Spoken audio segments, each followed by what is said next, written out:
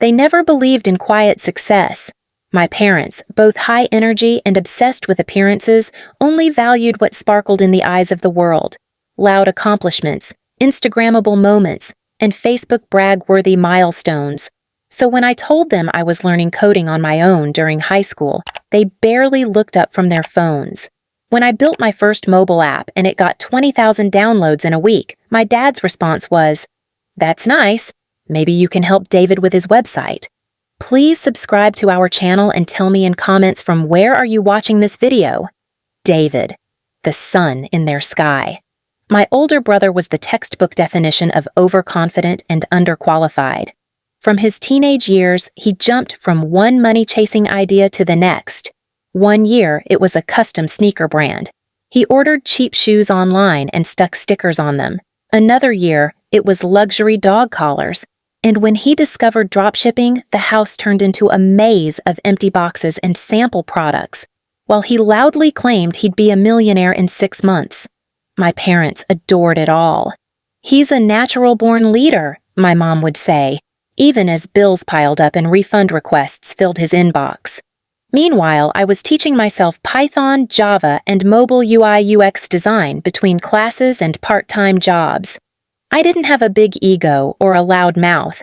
I just wanted to create something that worked, something real. But every time I tried to talk about my ideas or show them what I was building, I was met with lukewarm smiles or patronizing nods. "That's great, sweetie," they'd say.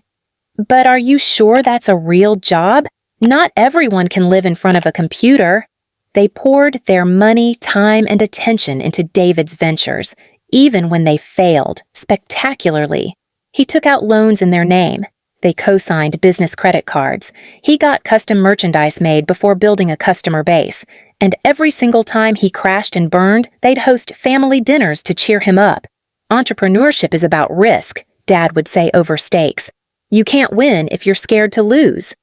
When David's online course about passive income failed to sell a single subscription, they said the market just wasn't ready for his genius. All the while, I was quietly building a reputation. I took on freelance projects, bug fixes for small apps, e-commerce site builds, back-end integrations, and over time, I built a portfolio and a client list. I wasn't making millions, but I was making steady money, and more importantly, I was learning. When I landed my first big client, a mid-sized US software company looking to outsource app development, I used the money to launch a small but official business. I rented a shared office space, hired a part-time designer, and rebranded under my own agency name.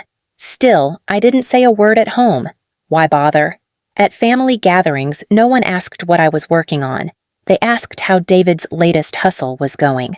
Even when I saw his product getting review bombed online or knew he had missed a rent payment, I kept quiet.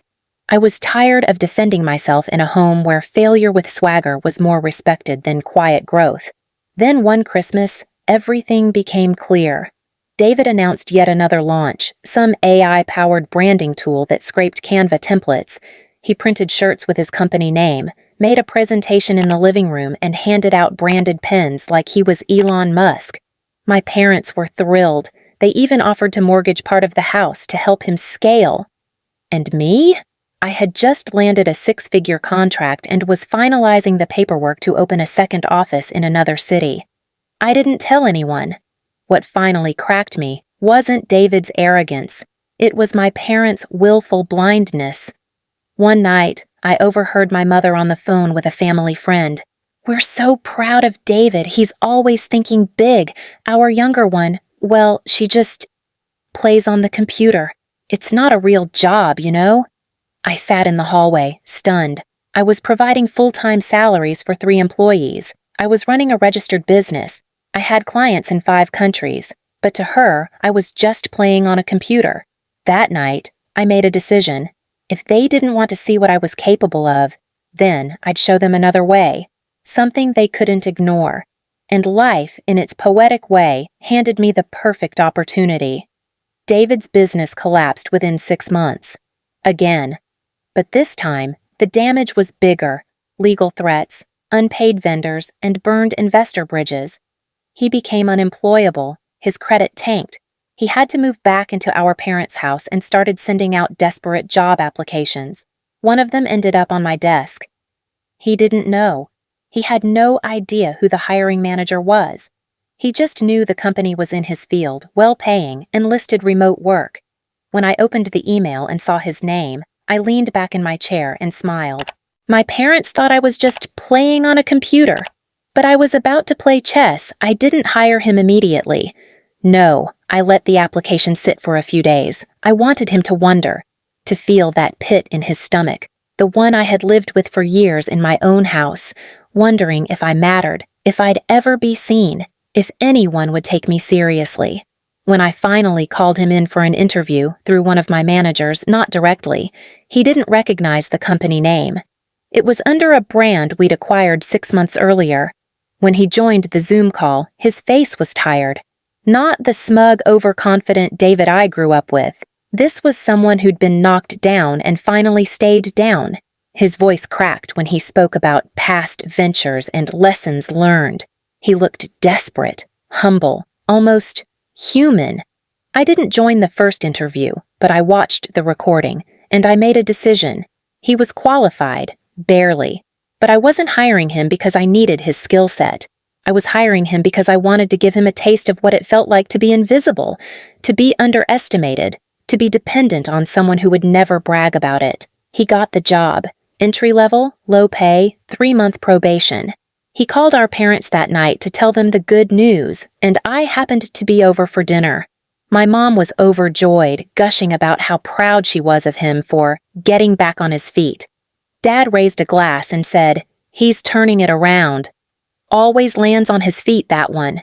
They didn't ask how my company was doing. Again. I leaned back in my chair and sipped my wine. David started working under my project lead, an incredibly sharp woman who had zero patience for excuses.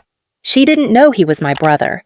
To her, he was just another junior developer who needed training, reminders, and a lot of slack nudges to meet deadlines. I watched as his usual tricks, charm, over-promising, talking big, fell flat. Here, results spoke louder than stories. A month in, he asked for a raise. My manager forwarded the request to me. I declined. 2 months in, he submitted subpar work on a client project and got called out publicly in a team meeting. He stayed quiet. No jokes, no excuses. Just nodded, said he'd fix it. And he did. It wasn't perfect, but it was better. By the end of his probation, he was improving. Slowly. But he still didn't know who was signing his paychecks. Until the day of the company retreat. We held an annual event, half work, half celebration, where teams gathered in person for strategy sessions, bonding, and announcements. David walked into the room and froze when he saw the banners, my company's logo, my name on the welcome screen. His jaw tightened. He looked around, confused. When I stepped on stage to open the retreat with a short speech, his eyes locked on mine. I didn't acknowledge him directly.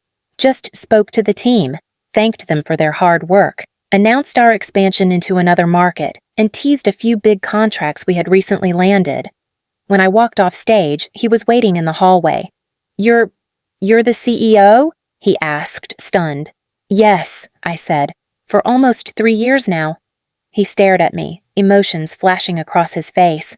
Shock, confusion, something close to shame. "Why didn't you tell me?" I smiled. "You didn't ask." He looked like he wanted to say more, but instead he just nodded and walked away. That night, he sat alone during dinner, quieter than I'd ever seen him. The next week, I called him into my office.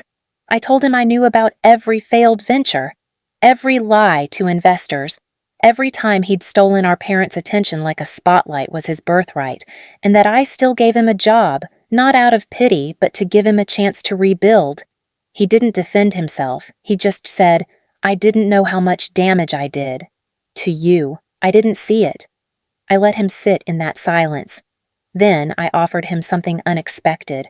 A promotion, not because he was brilliant, but because he was learning humility.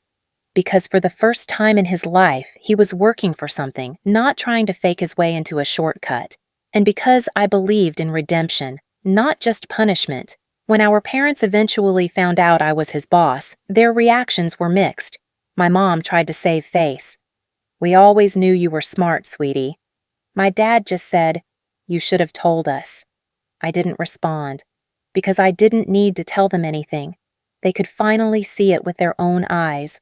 And honestly, that was the best revenge.